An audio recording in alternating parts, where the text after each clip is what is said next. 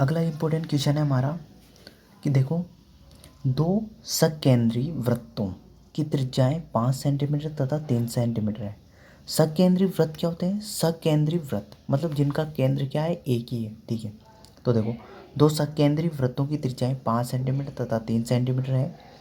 बड़े वृत्त की उस जीवा की लंबाई ज्ञात कीजिए जो छोटे वृत्त को स्पर्श करती है। सबसे पहले तो इसका चित्र बना लेते हैं अपन। ठीक है, तो देखो, दो वृत्त है अपना,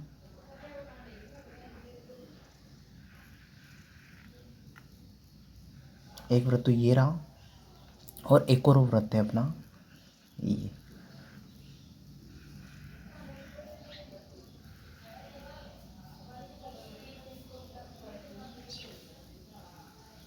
ठीक है, दो वृत्त बना लिए अपनों ने। एक की त्रिज्या, छोटे वाले वृत्त की त्रिज्या है 3 सेंटीमीटर और बड़े वाले वृत्त की त्रिज्या कितनी है? ठीक है, बड़े वाले वृत्त की है 5 सेंटीमीटर। कितनी है? 5 सेंटीमीटर। अब अपनों को बताना है कि बड़े वृत्त की उस जीवा, तो देखो मैंने एक जीवा बनाई बड़े वृत्त की जो छोटे वृत्त को स्पर्श करती है।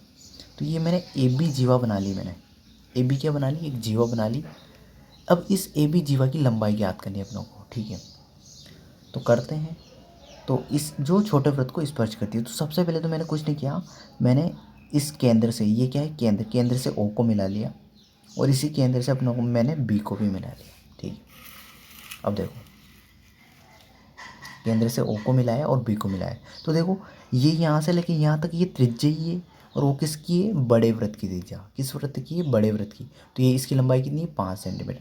अब मैंने कुछ नहीं किया, यहाँ से एक लंब डाल दिया इस रेखा पर, ए बी पर एक लंब डाला 90 डिग्री का, और देखो ये इस पर स्पर्श करेगा और इस बिंदु पर आएगा। तो ये क्या है? त्रिज्या ही तो होगी एक तरीके से, त्रिज्या ही तो है ये। तो इस छोटे वाले वृत्त की त्रिज्या कितनी होगी? 3 सेंटीमीटर। तो देखो, ये लंब हो गया, ये आधार हो गया और ये क्या हो गया? अपना कर्ण। कर्ण का मान 5 दे रखा है, लंब का मान 3 दे रखा है, आधार का मान ज्ञात करना है। तो किससे ज्ञात करेंगे? पाइथागोरस प्रमेय से। तो यहाँ लगा रहा हूँ मैं पाइथागोरस प्रमेय।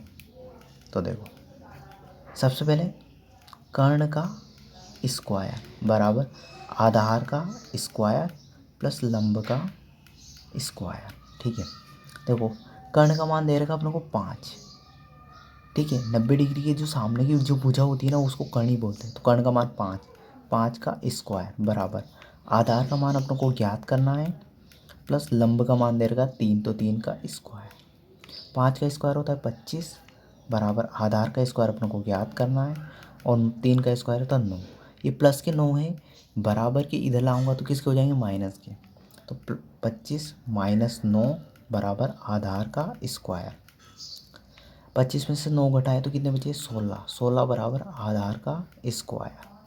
अब देखो, इस स्क्वायर को मैं बराबर के इधर लाऊंगा तो ये किस में बदल जाएगा? अंडर रूट में। किस में बदल जाएगा? अंडर रूट में। तो अंडर रूट 16 बराबर आधार। मैंने स्क्वायर हटा दिया यहाँ से, इसको बराबर के इधर लाया तो किस में बदल गया? अंडर रूट में। तो आधार, आधार बराबर अंडर रूट 16 और अंडर रूट 16 का मान कितना होता है? 4। तो 4 बराबर आधार। तो आधार का मान कितना है? 4।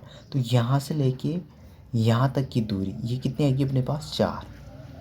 यहाँ से लेके यहाँ तक की दूरी 4 है, तो यहाँ से लेके यहाँ तक की दूरी भी कितनी होगी? 4 ही होगी। क्यों होगी? क्योंकि ये कर्ण हो जाएगा, यहाँ से लेके यहाँ तक की दूरी कर्ण, ये 5 सेंटीमीटर, ये 3 सेंटीमीटर, ये 90 डिग्री का कोण है इसके सामने। वापस पाइथागोरस प्रमेय लगाएंगे तो वापस आधार का मान कितना आ जाएगा? 4। तो 4 और 4 दोनों को जोड़ेंगे तो देखो ए बी बराबर आ जाएगा अपना 4 प्लस 4। ठीक है, 4 प्लस 4 बराबर 8। अपनों को क्या याद करना था कि बड़े वृत्त की उस जीवा की लंबाई याद कीजिए जो छोटे वृत्त को स्पर्श करती है। तो उसकी लंबाई कितनी आ जाएगी अपनी?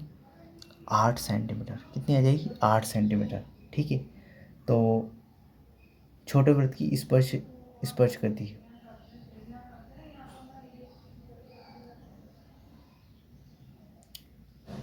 तो देखो, इसमें 8 सेंटीमीटर नहीं दे रखा, अपना आंसर नहीं दे रखा 8, तो इसमें क्या हो जाएगा? 4। इसमें 8 सेंटीमीटर इसका ऑप्शन में आंसर नहीं है। ऑप्शन में देखो इसमें आंसर नहीं है, तो इसका आंसर क्या हो जाएगा? 4। मतलब इसने क्या पूछा है? यहाँ से लेके यहाँ तक की दूरी पूछी है, स्पर्श करती है ना, इसकी वो वाली दूरी पूछी है ओनली, है ना। जो स्पर्श करती है ना उसी की दूरी पूछिए। तो अपने को पूरी नहीं बतानी, यहाँ से लेके यहाँ तक की दूरी बतानी है। तो ये कितनी हो जाएगी 4। यदि ऑप्शन में 8 होता तो राइट आंसर होता, यदि ऑप्शन में नहीं है तो क्या होगा 4 ही अपना राइट आंसर होगा। ठीक है ना।